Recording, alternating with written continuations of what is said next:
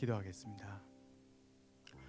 아버지 하나님, 지난 3일간도 저희와 함께 하시고 오늘 이 저녁에 주님 전에 나와 또 교단에 대해서 또 배우며 하나님께서 인도하신 하나님의 섭리를 우리가 들을 수 있게 하시니 감사합니다.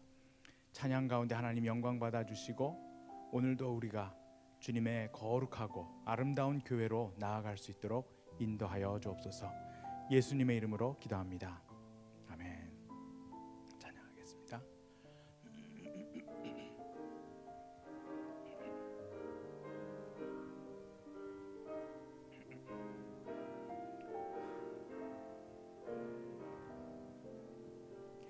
주 예수여 은혜를 내려주사 곧 충만케 하옵소서. 이주리고 목마른 나의 맘에 주 성령을 부으소서.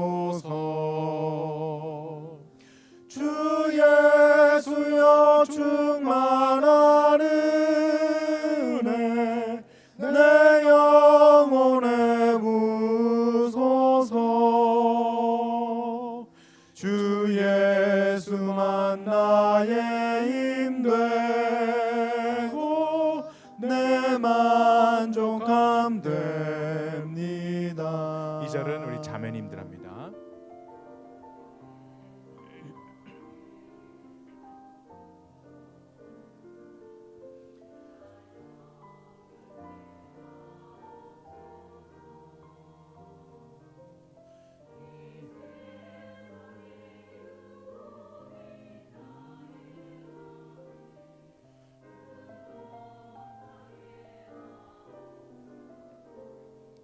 다 같이요.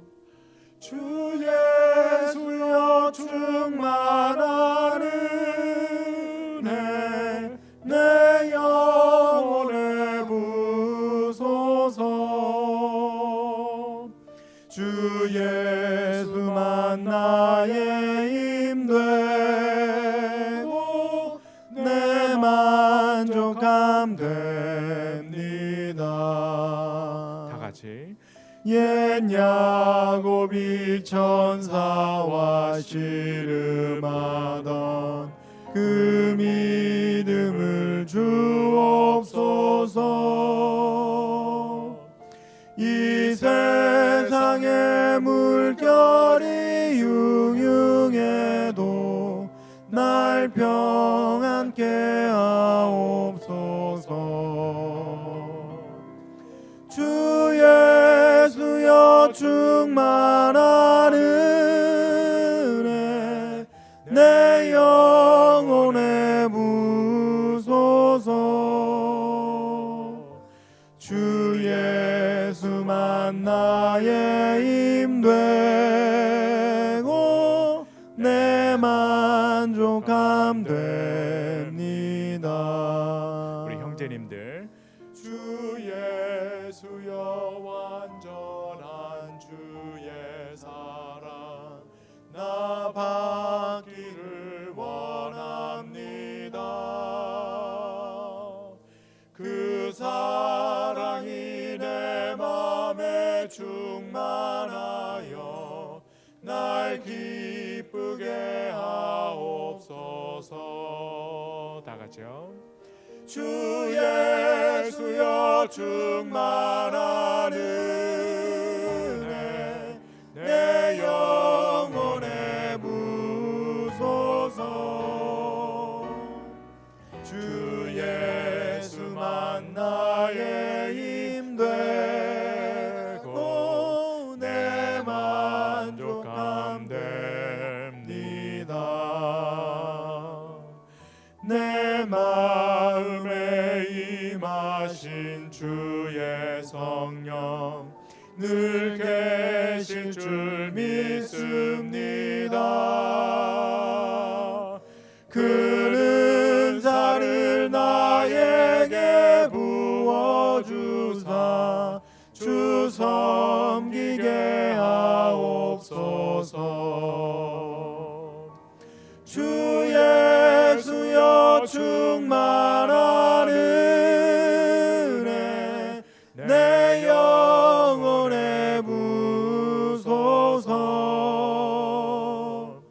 주 예수만 나의 힘되고 내 만족함 됩니다.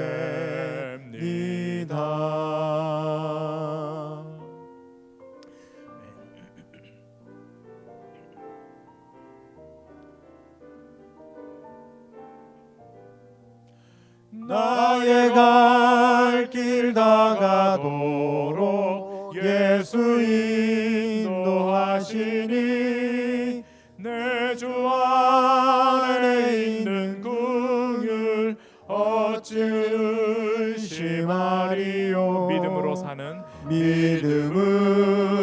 사는 자는 하늘 위로 받겠네. 하늘 위로 받겠네. 무슨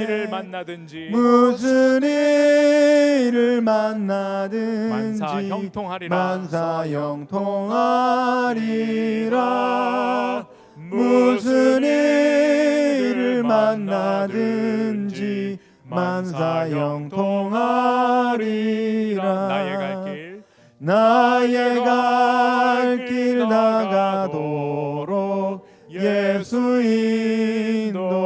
인도하시니 어려운 일 당할 때도 족한 은혜 주시네. 나는 심히 고단하고 영혼 매우 가라나 나의 앞에 반석에서 샘물 나게 하시네. 나의 앞에 반석에서 샘물 나게 하시네. 나의 갈 길 나가도록 예수 인도하시니 그의 사랑 어찌 큰지 말로 알 수 없도다. 성령 감화 받은 영혼 하늘 날아갈 때에 영영 부를 나의 찬송 예수 인도하셨네. 영영 부를 나의 찬송 예수 인도하셨네. 3절 다시 한번 합니다.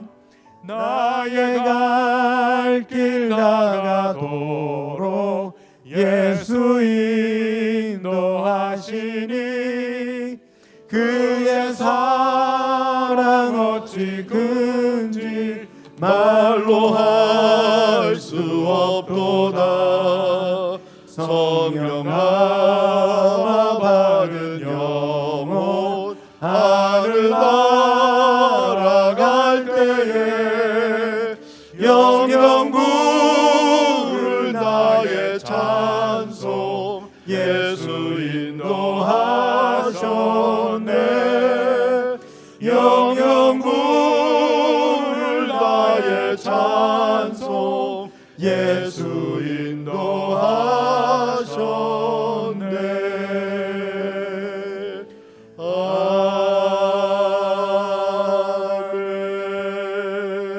아멘. 우리의 삶의 주인이 되시고 동행자가 되시며 날마다 우리의 발걸음을 인도하시는 주님께 감사와 영광을 올려드립니다. 우리 개인의 삶도 우리 가정도 특별히 주님의 몸된 우리 교회가 오직 하나님의 인도하심에 따라 오늘 여기까지 이른 줄을 믿습니다. 창립 20주년을 맞이하는 교회, 하나님 사랑하여 주셔서 진리의 말씀 위에 든든히 서게 하시고 새로운 이코 교단에 가입하면서 복음주의적이며 또한 예수 중심의 교회로 더욱더 힘있게 앞을 향해 나아가게 하여 주시니 진심으로 감사합니다. 하나님, 저희들이 이 마지막 때에 하나님이 기뻐하시는 교회로 든든히 세워지기를 원합니다. 하나님이 원하시는 그 일을 충성되게 감당하는 교회가 되기를 원합니다. 어두운 가운데 빛으로 나타나며 사람들이 보지 못하는 그 하나님의 영광을 선포하며 살아계신 하나님을 증거하며 예수 그리스도의 이름을 높여드리는 교회로 활기차게 나아가기를 원합니다. 주님, 오늘 저녁에 저희들에게 선교적 교회가 무엇인지를 다시 한번 가르쳐 주시고 또한 이코 교단을 통해서 이루고자 하시는 하나님의 뜻을 우리들 가슴에 새기는 저녁이 되게 하여 주옵소서. 예수님의 이름으로 간절히 기도하옵나이다. 아멘.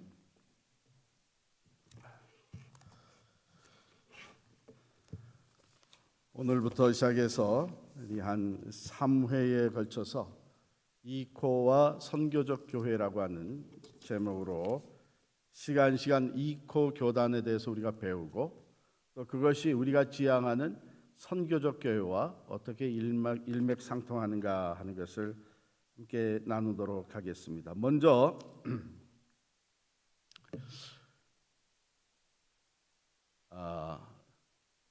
면장도 알아야 해먹는단 말이 있나요? 제가 가만히 생각해 보니까 교단이 바뀌는데 누구보다도 제가 먼저 교단을 잘 알아야 되겠더라고요. 그래가지고 이코 교단을 얼마 전부터 이제 더 자세히 공부하기 시작을 했고 들여다보면 들여다볼수록 참 우리 교회가 지향하고 하는 이 미셔널 처치, 선교적 교회와 너무나도 잘 맞는 교단이다 하는 생각이 들어서 교단을 공부하면서 은혜를 받고 있습니다. 참 교단 때문에 어려움을 당했는데 지금 교단을 공부하면서 은혜를 주시더라고요. 그래서 교단이 왜 필요한가, 교단을 통해서 우리가 어떤 일들을 이루어갈 수 있는가 하는 것도 아주 근본적으로 새롭게 이렇게 생각하게 해 주셨습니다. 그래서 오늘 저녁 우리 먼저 복음언약 장로교회의 이코 교단의 코어 밸류, 핵심 가치가 뭔가 하는 것을 함께 나누도록 할 텐데요. 먼저 이름을 우리가 잘 다시 한번 새기면 좋겠어요. ECO 그러니까 E로 시작되어야 되는 것 같은데 이름이 이게 E로 시작되지 않고 뭐로 시작돼요?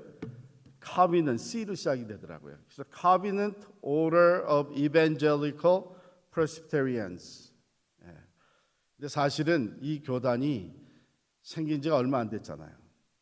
그래서 맨 처음에 시작했던 이름이 도중에 살짝 바뀐 거예요. 맨 처음에 시작될 때는 E로 시작이 됐었습니다. Evangelical Covenant Order of Presbyterians 이렇게 했었어요. 그래서 ECO가 됐었는데 ECO는 그대로 킵하면서 조금 더 워딩이 순서가 바뀌었으면 좋겠다 해서 바꿨다 그래요. Covenant Order of Evangelical Presbyterians. 좀 외우기가 쉽지가 않으니까 그냥 이코라 그러면 됩니다. ECO 교단이다.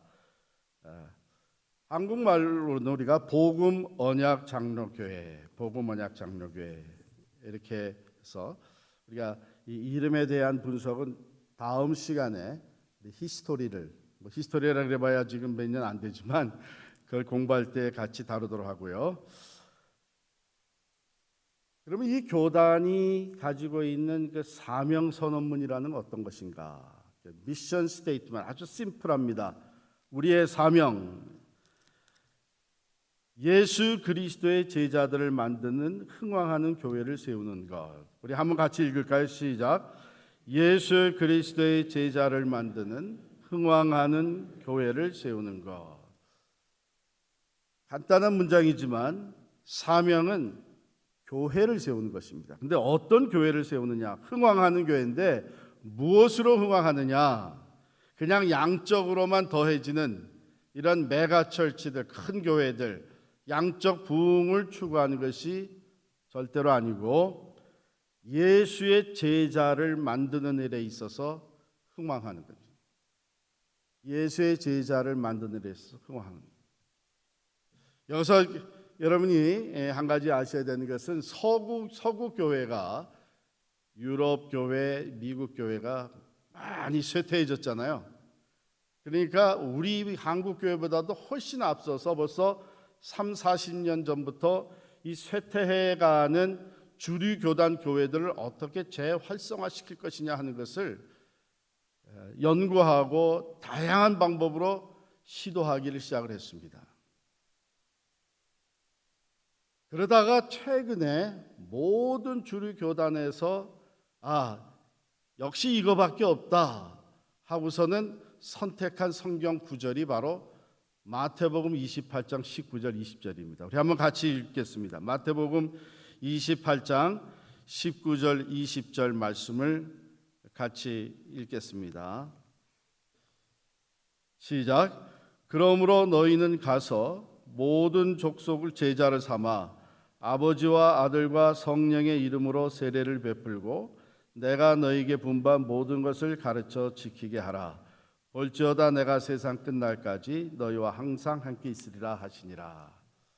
그러니까 교회가 오랜 전통을 가지고 잘 성장했다가 다시 쇠퇴기에 이르러서 교회 재활성화를 참된 재활성화를 이루려고 했을 때에 결국 교회 성장학을 공부하는 사람들이나 또는 목회자들이나 또 보수적인 복음주의적인 신학자들은 성경으로 돌아갈 수밖에 없다 이렇게 결론이 내린 거고, 성경에서도 예수님이 주신 지상 대명령, 그러니까 우리가 이 지상 대명령에 충실하지 못한 결과 교회가 이렇게 쇠퇴하게 됐다 하는 결론을 얻게 된 겁니다. 그래서 돌아간 구절이 제자 삼는, 너희는 가서 모든 민족을 제자로 삼아.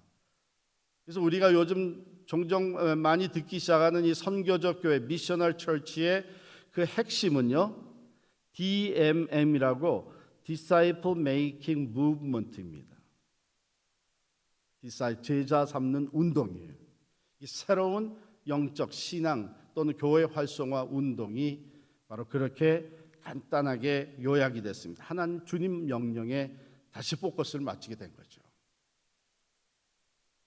그래서 우리 당회하고 또 우리 목회자들을 이코 교단에서 나와서 인터뷰를 했죠. 어플리케이션을 받고 인터뷰를 할 때에 이코 교단은 교단이라고 하기보다는 무브먼트입니다 이렇게 소개를 했어요. 이것은 신앙 운동인데 새로운 운동이 아니라 본래 예수님이 이 땅 위에서 승천하시고 성령을 보내주심과 함께 시작되었던 제자 삼는 운동으로 돌아가는 것입니다. 그것이 이코 교단의 사명 선언문입니다. 예수 그리스도의 제자들을 만드는 흥왕하는 교회를 세우는 것이다. 철저하게 교회 중심인데 그 교회가 제자들을 프로듀스하는, 양성한 일에 흥왕하는 그런 교회입니다. 그러면 이코 교단의 핵심 가치라고 하는 것은 어떤 것인가? 코밸류, 우리가 잘 아는 대로 이 가치, 핵심 가치라고 하는 것은 우리가 생각하고 또 결정하고 선택하고 결정하는 것을 좌지우지하는 것이 이 가치관이잖아요. 그래서 이것이 매우 중요합니다. 이 가치 코밸류는 이코 교단의 그 모든 체제나 또는 운영 방식에 그대로 반영되는 코밸류 핵심 가치입니다. 그 첫 번째가 예수 중심의 정체성이에요. Jesus shaped identity. Jesus shaped identity. 이 우리 정체성이 형성이 되는데 그것이 예수 중심으로 형성되는 정체성이다.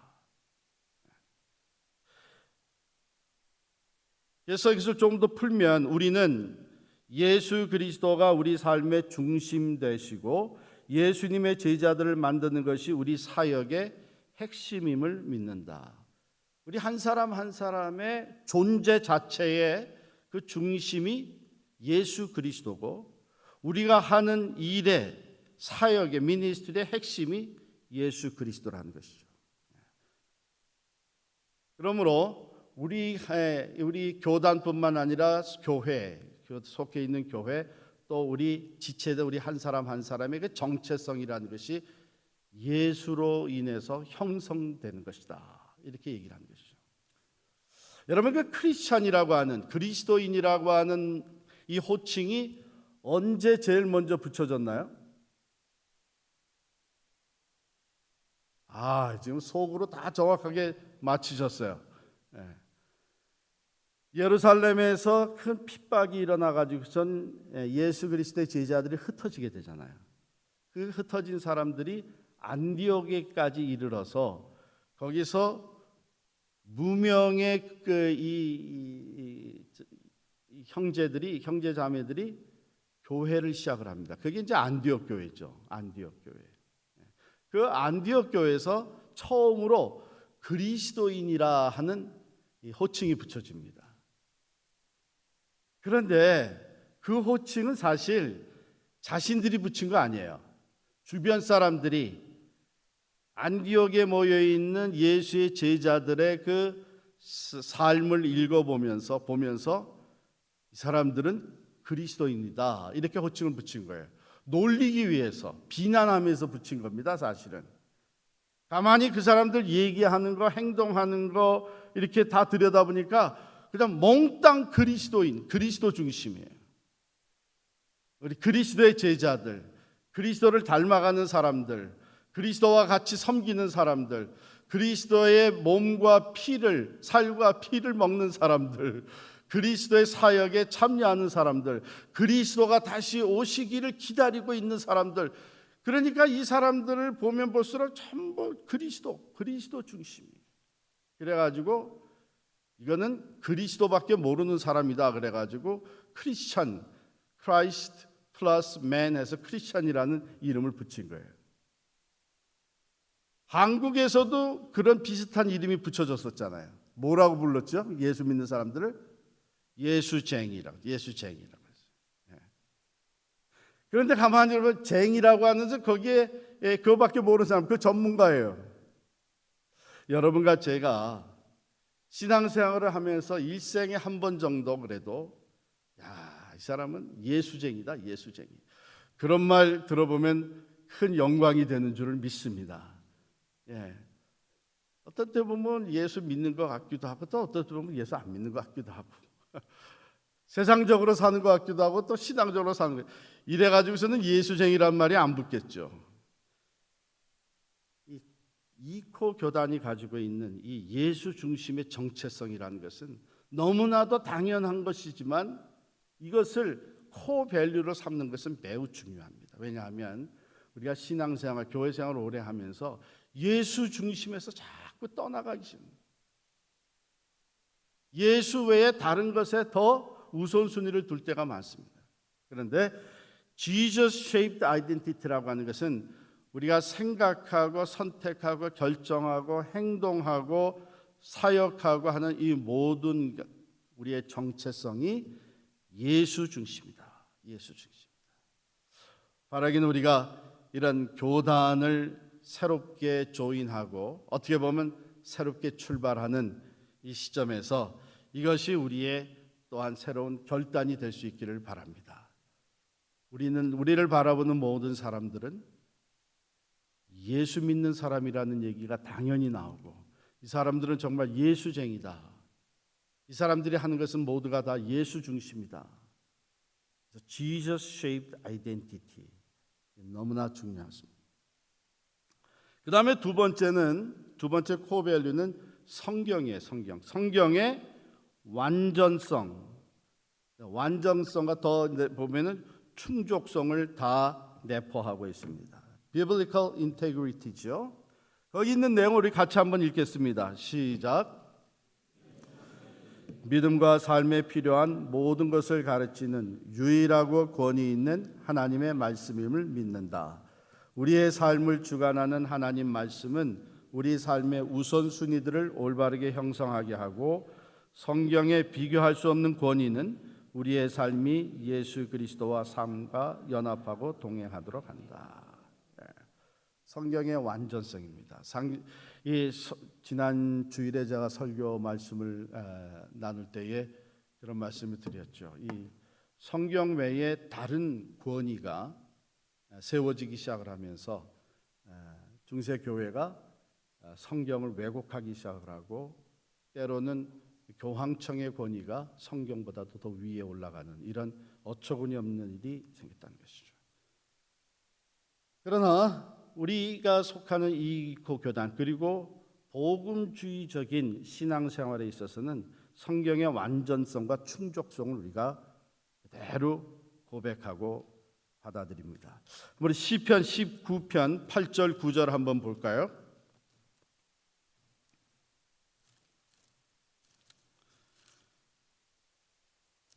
시편 19편 8절과 9절 두 절 말씀 함께 있습니다. 여호와의 교훈은 정직하여 마음을 기쁘게 하고 여호와의 계명은 순결하여 눈을 밝게 하시도다. 여호와를 경외하는 도는 정결하여 영원까지 이루고 여호와의 법도 진실하여 다 의로우니. 또 넘어가서 디모데후서 3장 17절 지난주일 설교 본문이었습니다. 디모데후서 3장 16절 17절 두 절을 또 있습니다. 시작.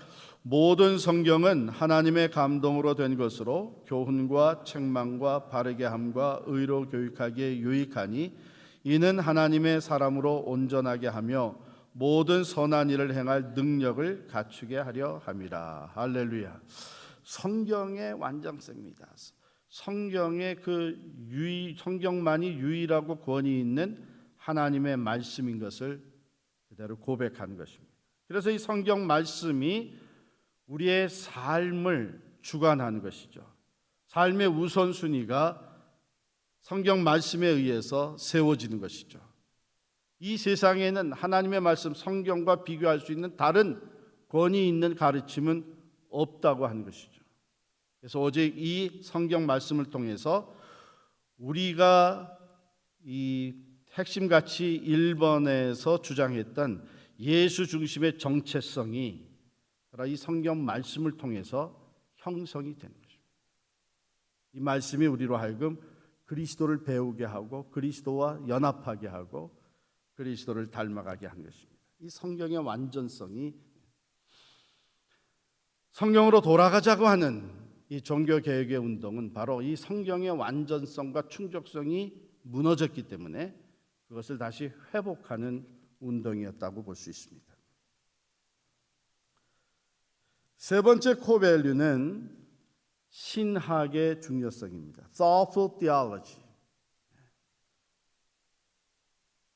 여러분 그냥 우리가 복음주의 그러면은 신학을 아주 가볍게 이렇게 취급하는 것으로 착각할 수가 있는데 사실은 복음주의도 신학을 매우 중요하게 생각을 합니다. 그런데 여러분 신학이라는 게 뭐예요? 신학 문자 그대로 하면 theology 신에 대한 학문이죠. 신을 연구하고 연구하는 그 학문이 theology 신학이죠. 그런데 여러분 가만히 생각해 보면 우리 인간이 말이죠. 하나님을 대상으로 직접적인 대상으로 삼아 가지고 하나님을 분석하고 연구하고 파헤치고 학문 체계를 정립해 가지고 하나님이란 존재를 설명할 수는 사실은 없어요. 왜냐하면 하나님이라는 존재는 초인간적인 초월적인 존재입니다. 그러니까 인간이 우리가 가지고 있는 이 한계성, 우리의 그 한계성을 가지고 직접 하나님을 연구한다고 하는 것은 사실은 있을 수 없는 일이에요. 불가능한 일이에요. 그렇기 때문에 타이틀은 신학이지만 theology이지만 엄밀히 따지면은 우리가 연구하고 공부하고 정립해 나가는 것은 하나님을 직접적으로 대상으로 삼아서 하는 것이 아니고요. 하나님이 자기 자신을 드러내 보여준 것들, 다른 말로 하면 계시. 우리가 하나님을 다 알 수 없는데 하나님이 자기 자신을 나타내 보여주신 것이 계시라는 것이죠. 그래서 엄밀히 따지면 신학이라는 것은 하나님께서 자신을 드러내신 바 된 그 계시를 연구의 대상으로 삼는 겁니다. 계시 중에 계시가 뭐예요? 예수 그리스도시죠. 왜냐하면 하나님께서 선지자들을 통해서 말씀으로 쭉 말씀하시다 마지막에는 그 아들을 통해서 자기를 나타내 보이십니다. 그러므로 하나님을 가장 완전하게 나타내 보이신 분이 육신을 입고 이 땅에 오신 성자 예수 그리스도세요. 그래서 우리는 예수님을 공부하는 거예요. 예수님을 통해서 하나님을 알아가는 거예요. 예수님을 통해서 하나님의 존재를 우리가 깊이 연구하게 되고 배우게 되고 그런 것이 또 다른 계시가 어떤 것이 있습니까? 역시 정답을 다 맞추셨는데 성경 말씀이죠. 성경 말씀은 하나님의 계시의 말씀이잖아요. 자기 자신을 나타내 보이신 말씀. 그러므로 우리는 하나님이 말씀으로 자신을 드러내 보이신 이 성경을 연구하면서 그 성경에서 하나님에 대한 신학적인 체계를 잡아가는 거예요. 뼈대를 우리가 잡아가는 거예요. 그래서 거기서 삼위일체론도 나오고 믿음으로 의에 이른다는 이신칭의도 나오고 이런 것들이 이제 나오는 거예요. 또 어떤 게 있어요? 어떤 계시가 있어요? 우리가 보통 얘기하는 체험이라는 게 있어요. 체험. 나는 이번에 이런 체험을 통해서 하나님이 정말 사랑이시라는 것을 깊이 깨닫게 됐다. 정말 깊이 알게 됐다. 우리 개인이 또한 체험하는 것이에요. 이 체험이라는 것은 뭐냐면 하나님 편에서 보면 계시예요. 하나님이 자기 자신을 드러내 보이는 거예요. 우리 인간 편에서 보면은 그 체험이에요. 하나님이 자기 자신을 보여준 것을 내가 경험하게 되는 것이죠. 하나님은 능력의 하나님이시다. 하나님이 자신의 능력을 나타내 보여주셨어요. 그런데 내가 내 삶 속에서 그 능력을 경험을 했어요. 그래서 병이 나았어요. 문제가 해결됐어요. 기적을 체험했어요. 그럼 이것을 우리는 체험이라고 그러죠. 그래서 영적 체험, 엄밀히 따지면 신학이라는 것은 하나님의 계시에 대한 합리적인 이해, 이게 신학입니다. 그러니까 얼마나 중요해요. 하나님이 자기 자신을 나타내 보이신 것을 우리가 제대로 이해해야 되는데 그것을 잘못 이해하게 되면 거기서 2단, 3단이 막 나오는 거죠. 그래서 체험이라는 것이 굉장히 소중한 것인데 그 체험을 잘못 받아들이게 되면, 잘못 이해하게 되면 거기서 잘못된 신앙으로 빠져들어가기가 쉬운 겁니다. 이제 그런 것들을 개인적인 체험이나 또 말씀에 대한 이해나 또 하나님이 다양한 방법으로 자기 자신을 나타내 보이는 이 모든 하나님의 계시에 대해서 바로 이해할 수 있도록 성경적으로 잘 정리해 놓은 이것이 신학이에요. 그런데 잘못 정리해 놓은 것들도 있어요. 그것은 잘못된 신학이겠죠. 그런데 복음 언약 장로교회 이코에서는 이 신학의 중요성을 인정을 하는 겁니다. 코어 밸류를 하는 거예요. 그래서 우리는 신학적인 교육 중요하게 생각하는 것이죠. 또 꾸준히 배우는 것, 그리고 분별력을 갖는 것, 이건 다 성경에 기준한 것입니다. 성경의 기준에서 성경적인 신학 교육과 성경 말씀을 통해서 하나님의 계시를 계속 깨달아 알고 분별력을 가지는 것, 이것은 개혁 신앙의 소중한 전통입니다. 소중한 가치입니다. 이코는 바로 그것을 믿는 거예요. 이코를 시작한 이 교회들이 대부분이 PCUS에서 나온 교회들이잖아요. 왜냐하면 신학이 잘못되기 시작을 한 거예요. 신학이 잘못되기 시작을 한 거예요. 성경의 완전성을 이제는 온전히 인정하지 않고, 성경이 그렇게 얘기했지만 동성애는 죄가 아니다. 왜? 우리가 인본주의적으로 생각하고 과학적으로 생각하고 분석하면서 그건 죄가 아니다, 이렇게 나오기 시작하는 거예요. 그러니까 이것이 이래도 되고 저래도 되는 그런 부분이 아니라 이것은 이센셜한 것, 성경의 권위에 대한 문제이고 신학, 성경적인 신학에 대한 문제인데, 여기서 벗어나기 시작을 했기 때문에 더 이상 타협할 수는 없다 해서 나온 교회들이 이코를 세우게 된 것이죠. 그래서 우리는 이코에 몸담고 섬기면서 신학적인 교육을 여전히 소중하게 생각하고, 거기서부터 우리가 영적 분별력을 늘 키워나가야 되는데, 그 신학이라는 것은 성서적인 신학이 돼야 된다. 자, 여기서 잠깐 1번, 2번, 3번 코벨드 세 개를 다시 한번 들여다보겠어요. 신학이 3번이죠. 그 위에 2번이 성경이죠. 그다음에 1번이 예수 그리스도입니다. 이 순서가 아주 중요해요. 잘못되게 되면 신학이 예수보다도 위로 올라가는 경우가 있어요. 그건 아닙니다.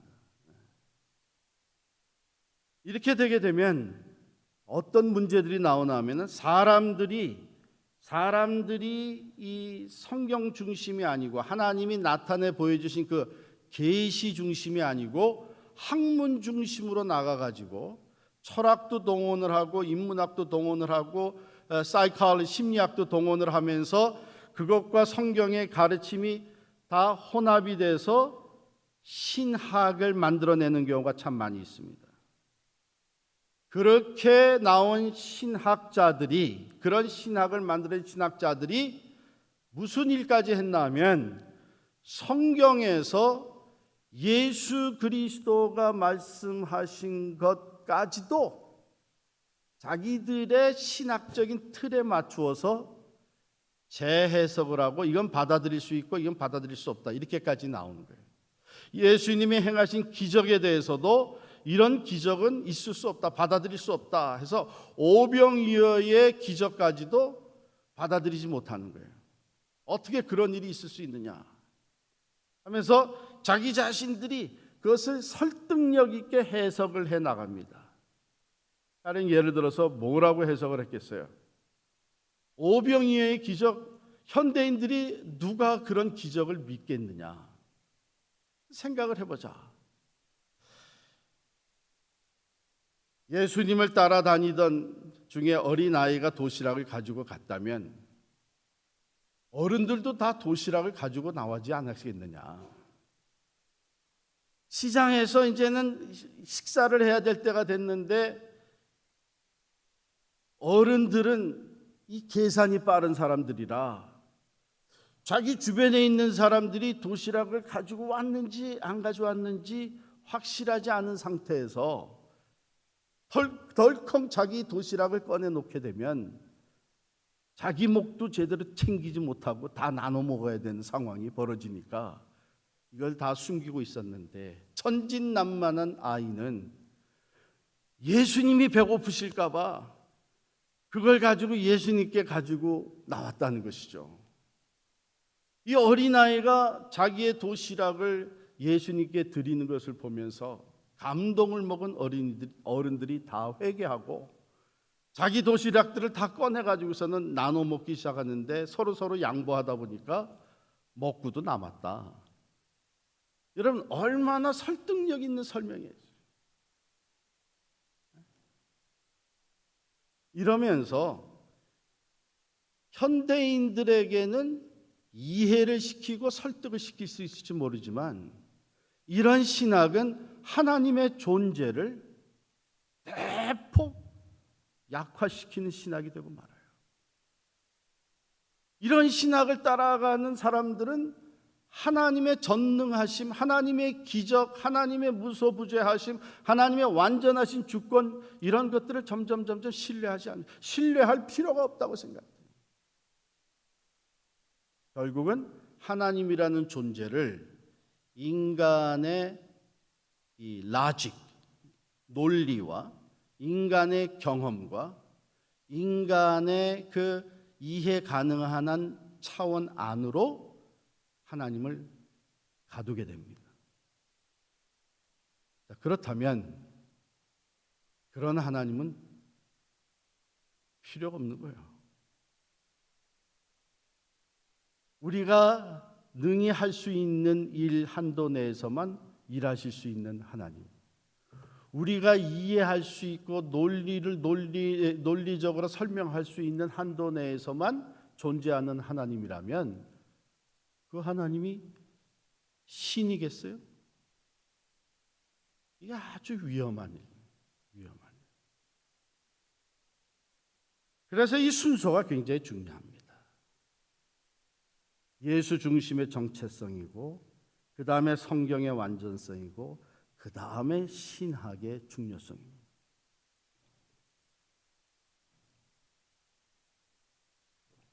네 번째 핵심 가치는요, 상호 책임의 공동체예요. 이것은 이제 공동체, 교회로 이렇게 내려갔는데, accountable community. 잘 들으시기 바랍니다. 이 코밸류는 아주 중요해요. 특별히 우리 공동체나 교회 생활에서 우리는 가이드를 받는데, 즉 하나님의 가이드, 성령의 인도함을 받잖아요. 우리가 인도함을 받는 것은 공동체적 신앙의 경험이라고 믿는다. 그런 거예요. 그러니까 성령의 인도하심, 하나님의 인도하심을 따르는 교회는 그 교회의 어느 한 사람에 의해서 이것이 하나님의 뜻이고 아니고 하는 것이 결정지어지는 것이 아니란 얘기예요. 이건 공동체적인 신앙의 경험이라는 것이죠. 우리 교회가. 그렇기 때문에 우리는 리더들이, 교회의 리더들 또는 교단의 리더들, 그 리더들이 서로 상호 책임이 있고 협력의 상승 효과를 이루며, 시너지 효과죠. 그리고 서로 돌보는 건강한 관계를 위해 연합되기를 원한다. 한 가지 예를 들겠습니다. 우리 사도행전 13장 1절부터 3절 보십시오.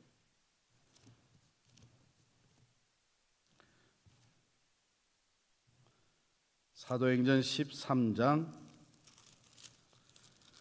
1절로 3절까지 다 같이 읽을까요?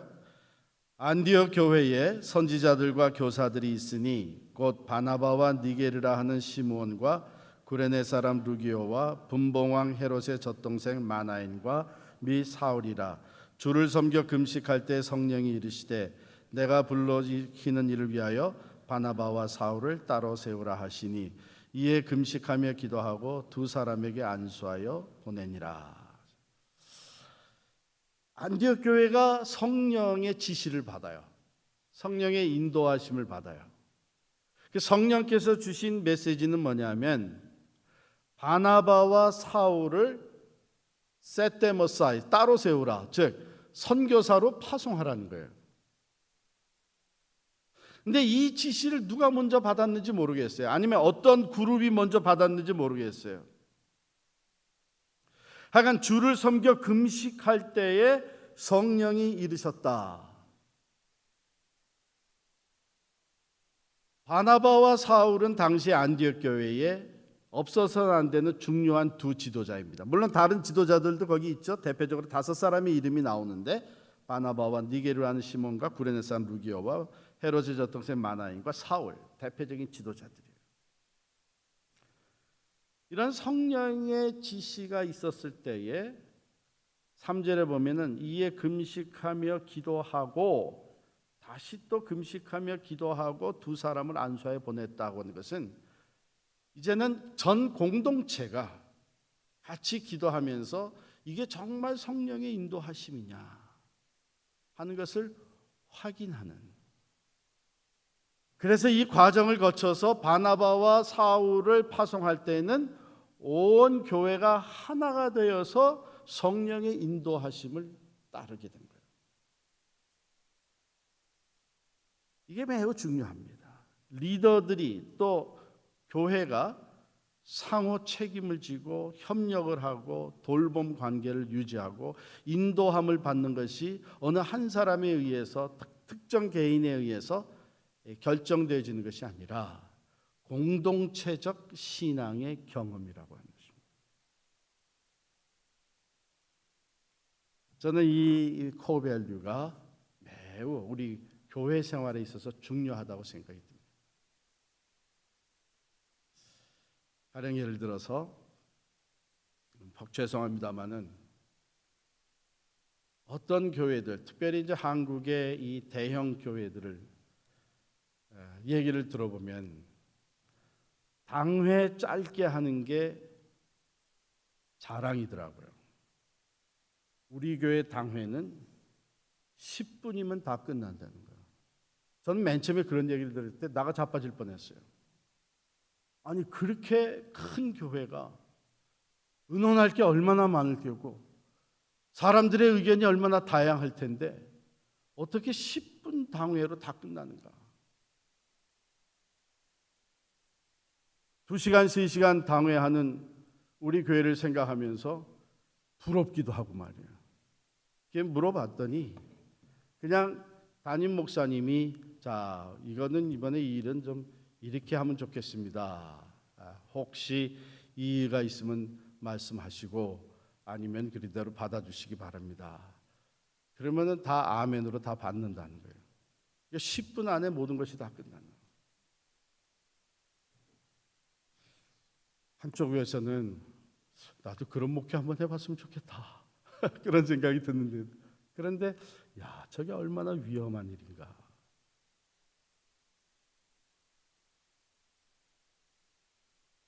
우리가 교회로서 하나님의 인도하심을 받는 것은 공동체적 신앙 경험이라는 것을 늘 기억할 필요가 있습니다.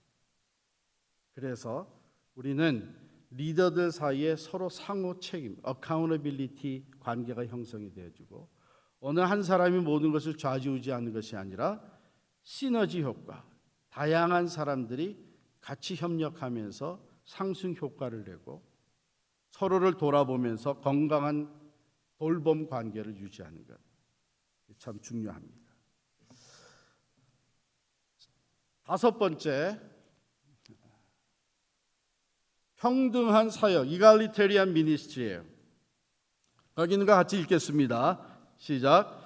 우리는 여성, 남성 그리고 모든 인종에게 주어진 사역의 은사들은 평등하게 활용되어야 함을 믿는다. 우리 종교개혁 500주년의 해를 맞이했는데요.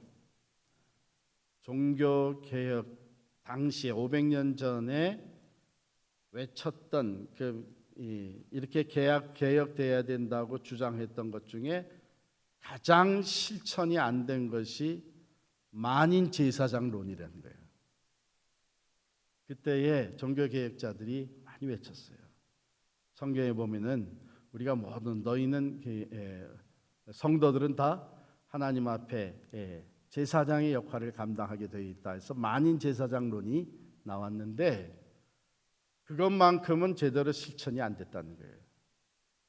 그런데 나중에 최근에 와서 이제 20세기 말 21세기로 넘어올 때쯤 돼서 그때에 막 생겨난 새로운 무브먼트가 뭐냐면 평신도 사역 무브먼트입니다. 우리 한국에서는 대표적으로 평신도를 깨운다 해서 옥하는 목사님이 이제 했어요. 물론 옥하는 목사님도 나중에는 원하시는 것만큼 이렇게 평신도 사역자화를 이루지 못한 것을 굉장히 아쉬워하셨죠. 이 얘기는 뭐냐 하면 과거에는 미니스트리 하게 되면은 신학 교육을 받은 교역자들 중심으로 사역이 이루어져야 된다 생각했습니다. 그런데 성경에 보면 그리스도의 몸된 교회에 지체된 우리 모두에게, 모든 성도에게 성령의 은사가 주어졌어요. 그렇죠? 로마서 12장, 고린도서 12장, 에베소서 4장 이렇게 다 보게 되면 은사가 나오는데 그 은사들은 그리스도의 교회에, 그리스도의 몸에 지체된 모든 사람에게 은사가 주어집니다. 어느 한 사람에게 모든 은사가 다 주어진 그런 사람도 없고 또 하나의 은사도 주어지지 않은 사람도 없다는 것이죠. 골고루 성령께서 하나님의 뜻을 따라서 은사를 주셨어요. 그렇다면 그 모든 은사가 다 소중하게 그리고 평등하게 활용이 되어야 된다는 것입니다. 바로 그것이 평등한 사역입니다. 여성, 남성 모든 인종에게 주어진 사역의 은사들은 평등하게 활용되어야 함을 믿는다. 리더십에 있어서 남자들만이 리더십을 발휘할 수 있다. 그것이 아니라는 것이죠. 여성들도 주어진 은사를 따라서 리더십을 충분히 발휘할 수 있어야 하고 백인들만 또는 우리 한인들만 이게 아니고 만일 우리 교회가 다민족이 들어오기 시작을 하면 그들에게도 그들이 받은 은사대로 섬길 수 있는 기회가 평등하게 다 주어져야 된다. 이것이 평등한 사역의 핵심 가치입니다. 그러면 얼마나 좋겠어요, 그렇죠? 그렇게 되면 그 많은 은사들이 더 많은 사람들이 받은 은사를 따라서 섬기게 되고 교회는 그만큼 활력을 더 얻게 되겠죠. 그 다음에 여섯 번째 핵심 밸류는 선교적 구심성입니다. 이것은 이제 사역이 그 구심점이 어디 있어야 되느냐, 미셔널 센트럴리티를 얘기하는데요. 이것은 다시 아까 마태복음 28장에서 주셨던 지상대명령에 의해서 우리가 그 지상대명령 모든 족속으로 제자를 삼아 아버지와 아들과 성령의 이름 세례를 주고 내가 너에게 분반 모든 것을 가르쳐 지키게 하라. 즉 가서 세례 주고 제자 삼는 이 선교적 구심성이 핵심 밸류라는 것이죠. 그 지상 대명령을 순종함에 있어서 복음 전하는 것, 전도하는 것, 또 영적인 성화를 이루어가게 하는 것, spiritual formation, 영성, 그리고 긍휼, 가난한 자를 돕고 병든 자를 치료하고 긍휼 사역, 그리고 구속적 공의, 즉 사회의 저스티스가 이루어질 수 있도록 그 사회가 예수 그리스도 안에서 공의를 실천하며 하나님의 구속 사역이 이루어질 수 있도록 하는 이 포괄적인 거예요. 전부 이 포괄적인 사역들이 선교적 구심성을 가지고 있어야 된다. 즉 하나님의 나라를 세워가는 것에 포커스를 맞추고 지역 사회와 세계 선교를 위해 포괄적으로 실천해야 됨을 믿는다. 중요한 얘기입니다. 우리 사역의 그 중심이 어디 있느냐. 또 한 가지는 이 모든 다양한 사역들이 다 함께 이루어지면서 결국 미셔널, 선교적인 목적을 달성해야 된다. 이것입니다. 일곱 번째, 초점에 맞춘 영성입니다. Center Focused Spirituality인데요.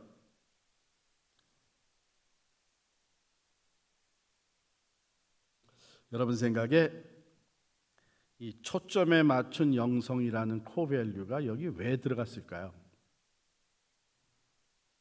제가 사실 본인 이코 교단에서 이것을 만든 사람들하고 대화한 건 아니고 혼자 이렇게 생각을 했어요. 왜 이렇게 표현을 했을까? Center Focused Spirituality, 그 초점이 맞춘 영성. 저는 이렇게 생각합니다. 왜냐하면 영성이라고 하는 것이 굉장히 다양하게 쓰여지는 단어입니다.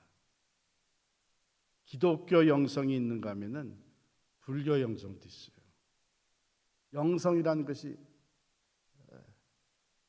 다양한 것에 영성이 있어요. 그리고 포스트 마더니즘에서는 이 스피리추얼 포메이션을 굉장히 다양한 곳에서 찾고 있어요. 그런데 대부분의 영성이라는 것이 포커스가 분명히 맞춰지지 않은 것입니다. 그냥 어떤 그 초월적인 경험, 이런 것에 그냥 초점, 그것을 목표로 해가지고 영성을 얘기를 해요. 그런데 우리 기독교 영성이라는 것은 분명히 포커스가 맞춰져 있다는 것이죠. 그 포커스가 누굴까요? 예수 그리스도입니다. 그래서 우리는 주변의 부수적인 것에 고착되지 않고 진정 예수님을 따르는 제자의 삶, 우리가 따르는 신실한 그리스도인이라고 표현하죠. 그래서 내가 누구이며 나는 어떤 삶을 살고 어떤 일을 해야 되는 사람인가 하는 것이 바로 예수 그리스도에게 포커스가 맞춰지면서 그 예수 그리스도를 닮아가는 영성.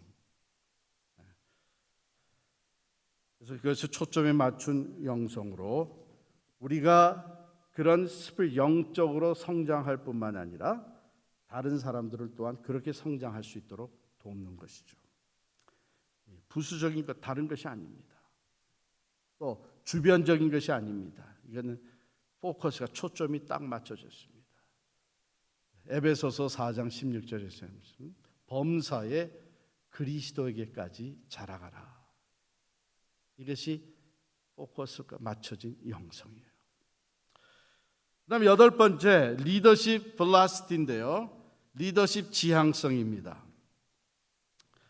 이 내용을 읽어보면 우리가 늘 얘기하듯이 무엇보다도 지도자가 중요해. 소그룹도 인도자를 잘 세워야 돼. 교구도 교구장 인도자가 참 중요해. 교구장이 중요해. 교회도 담임 목사가 중요해. 리더가 중요하다고 하는 것을 우리가 늘 얘기하듯이 이 코에서는 그것을 코어 밸류로 했습니다. 여기 있는 내용 같이 읽죠. 시작. 우리는 확신 있고 성장하는 복음 중심의 리더가 교회에 매우 중요하며 위대한 리더십은 위험을 감수하고 혁신적이며 유기적이어야 함을 믿는다. 이 리더십에 대해서 크게 6가지를 담고 있는데요. 그 중에 3가지는 그 리더십 퀄리티를 얘기하고 있고, 그 다음에 3가지는 리더로서 어떻게 일을 해야 되는가, 자격과 또 사역, 이렇게 3가지씩 나눠지는 것 같아요. 먼저 교회의 리더십, 사역의 리더십은 먼저 확신이 있어야 되는 것이죠. 확신이. 내가 구원받았다고 하는 구원의 확신이 있어야 되고, 하나님이 함께 하신다고 하는 그 확신, 믿음의 확신이 있어야 된다. 그리고 성장해야 된다. 좋은 리더는 계속해서 성장하는 것이죠. 자기 개발을 계속 추구하는 사람입니다. 그리고 3번째는 복음 중심이어야 된다. 복음 중심이어야 된다. 그런 리더가 교회에 매우 중요하고, 교회에서 훌륭하게 쓰여지는 리더십은 또 3가지로, 첫 번째가 위험을 감수할 줄 알아야 된다. 리스크 테이킹이에요. 리스크 테이킹. 이것은 그냥 그저 무지한 용기가 아니고 믿음으로 테이크하는 리스크죠.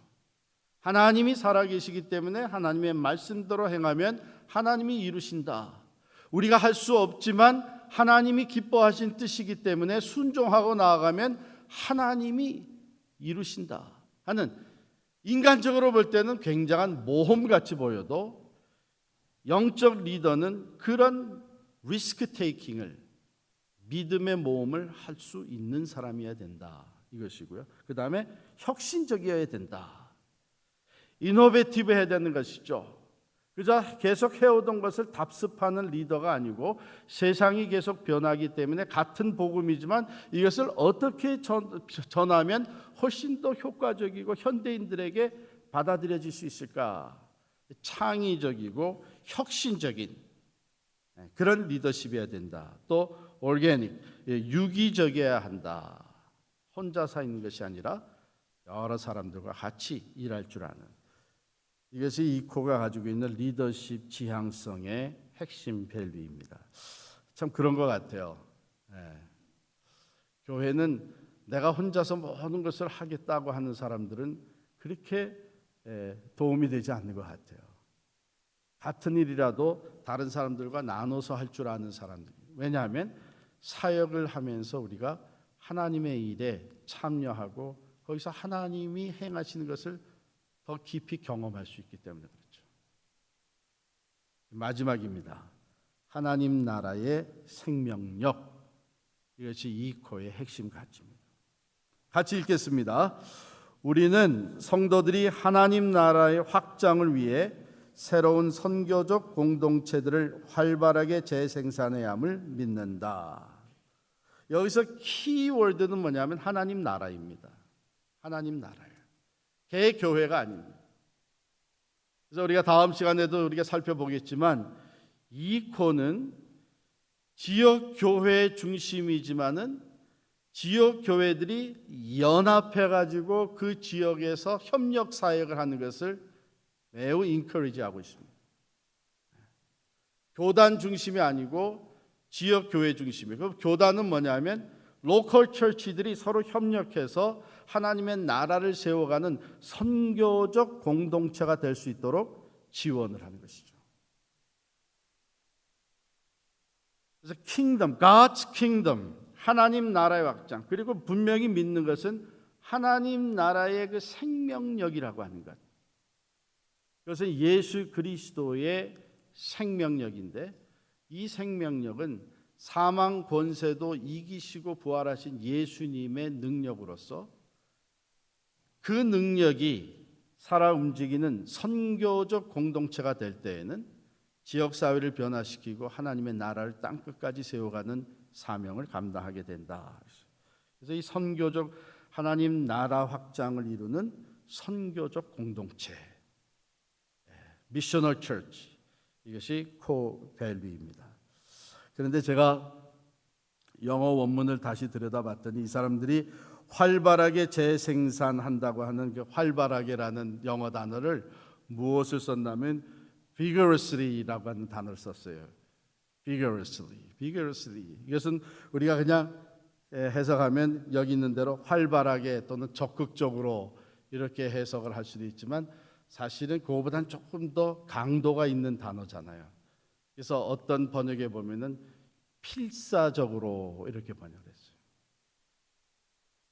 그러니까 하나님의 나라를 이루는 선교적 공동체가 되는 것이 가만히 앉아서 은혜 받고 감사하고 이걸로만 되는 것이 아니고 필사적으로 이것은 우리가 마땅히 감당해야 될 사명이기 때문에 우리가 선교적 공동체로 변화되어지고 선교적 공동체가 되어서 제자를 재생산하는 이 일은 우리가 필사적으로 해야 되는 사명이다.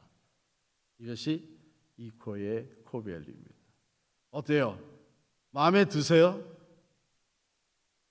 저는 아직 이 9가지 코밸류 핵심 가치를 쭉 읽고 또 오늘 여러분과 나누기 위해서 이것을 다시 제 나름대로 소화시키는 가운데 정말 마음에 흡족했어요. 이것이 그냥 하나의 형식적인 스테이트먼트가 아니라 우리가 늘 되새기면서 우리의 핵심 가치가 되어지게 되면 우리 개인뿐만 아니라 우리 특별히 교회적으로 또 이코 교단적으로 무엇을 선택하고 결정하고 할 때에 바로 이것에 준해서 선택하고 결정하게 되겠죠. 그렇게 되면 하나님께서 교단과 또 우리 교회를 선교적 교회로서 흥왕할 수 있도록 하나님의 나라를 세워가는 일에 크게 쓰임 받도록 은혜 주실 줄을 믿습니다. 혹시 질문 있으신 분들은 별도로 이메일을 보내주시든지 하시면 되겠고요. 여러분들이 이코 웹사이트에 들어가셔서 또 다시 한번 영어 원문을 또 다 보셔도 됩니다. 자, 우리 같이 기도하고 끝낼 텐데요. 오늘 마치면서 우리 함께 기도하겠습니다. 하나님, 우리 교회가 이제 이코 교단의 복음주의적인 이코 교단에 우리를 가입하게 해 주셨는데, 이제 이 교단에 들어서 멤버가 되고서도 교단과는 상관없이 우리 마음대로 하는 것이 아니라 하나님이 이 교단과 함께 일하시도록 연결시켜 주신 것을 우리들이 깊이 그 의미를 생각하면서 이 교단의 이 핵심 가치가 또한 우리 교회의 핵심 가치가 되어지고 하나님의 나라를 왕성하게 세워나가는 선교적 교회로 우리들이 자라가게 하여 주옵소서. 참 귀한 기도 제목이 되는 줄을 믿습니다. 우리 한 2, 3분 동안 이 제목을 가지고 통성으로 기도하고, 또 우리가 교단에 들어가서 우리 또 컨트리뷰션 할 것을 성실하게 컨트리뷰션 하게 해 주시고, 이 그 교단이 계속 아름답게 성장하며 이 코 밸류를 따라서 하나님의 나라를 세워가는 교단이 되게 해달라고 우리 통성으로 같이 기도하겠습니다. 할렐루야. 하나님 아버지 감사합니다. 아버지께서 우리 필그림 교회를 사랑하여 주셔서 새롭게 하나님 출발하게 하여 주시옵시고, 이코 교단과 함께 하나님의 나라를 세워가는 일에 앞장서는 교회가 되게 하여 주시니 감사합니다. 아버지 하나님, 마태복음 28장 19절 20절의 말씀대로 가서 제자 삼으라고 하신 말씀, 참 우리 교회가 그동안 이것을 성실하게 감당하지 못했는데 앞으로는 그리스도의 제자를 만들며 흥왕하는 교회가 되게 하여 주옵소서. 그저 양적으로만 성장하는 비대해지는 교회가 되지 아니하게 하여 주시고 진실한 그리스도의 제자들을 양성하는 교회로 세워 주시기를 간절히 원합니다. 예수 중심의 교회가 되기를 원합니다. 아버지 하나님의 성경의 완전성을 신뢰하며 신학의 중요성을 인정을 하고 서로 돕겨 함께 사역하는 참으로 상호 책임의 공동체가 되게 하여 주옵소서. 모든 사람이 은사를 받은 대로 함께 섬기게 하시며 무엇보다도 선교적 초점을 가지고 우리의 사역을 펼쳐갈 수 있도록 주님 도와주시옵소서. 하나님의 나라를 세워가는 일에 귀하게 쓰임받는 우리 교회 삼아 주시옵시고, 지체된 우리 한 사람 한 사람이 참으로 새롭게 결단하고 예수 중심의 제자된 삶을 살게 하여 주시옵소서. 오 주님 감사합니다. 주여.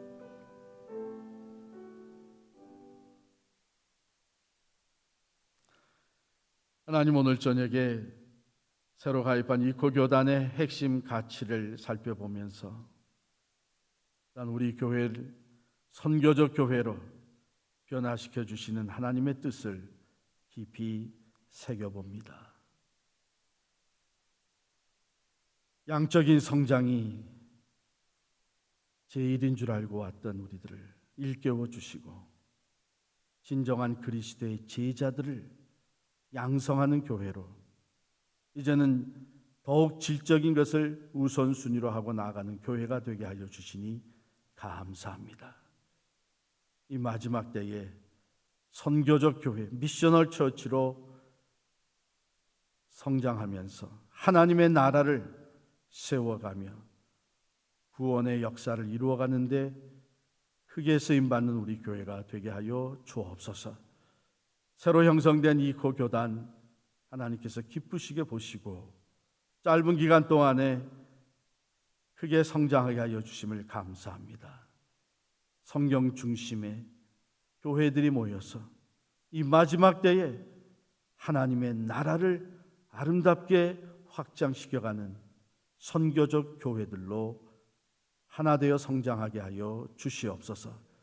우리 교회를 또한 이 고교단의 가입시키신 것은 우리가 감당해야 될 사명도 있는 줄 믿사오니 성실하게 우리의 책임을, 우리의 의무를 잘 감당함으로 다른 교회들에게도 힘을 실어주며 협력하여 이 지역사회와 세계 선교를 위하여 손에 손을 붙잡고 나아가는 교단이 되게 하여 주시옵소서.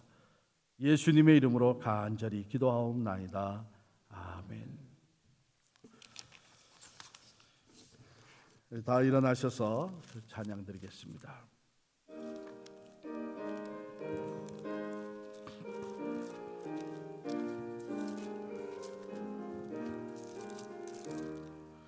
시온 성과 같은 교회 그의 영광 한없다.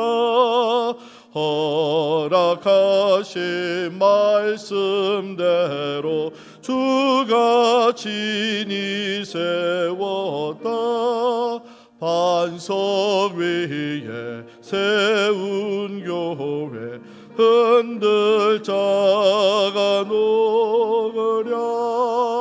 모든 원수 애워싸도 아무 근심 없도다. 생명샘이 솟아나와 모든 성도 마시니 언제든지 흘러넘쳐 부족함이 없도다. 이런 물이 흘러가니 목마를 자 누구랴. 주의 은혜 풍족하여 넘치고도 넘친다. 주의 은혜 내가 받아 시온 백성 되는 때 세상 사람 비방해도 주를 찬송하리라. 세상 헛된 모든 영광 아침 안개 같으나 주의 자녀 받을 복은 영원 무궁하도다.